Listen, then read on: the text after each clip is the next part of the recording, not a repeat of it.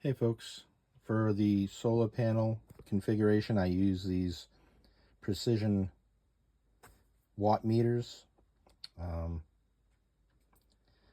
but the problem is once the solar panels lose power from when the sun goes down, these things shut off.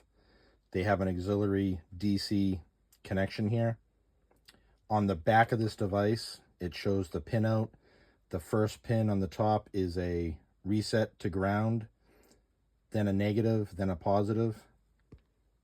By the connection that goes into there, by a 9-volt case, solder them together with the mini heat gun, and turn it on.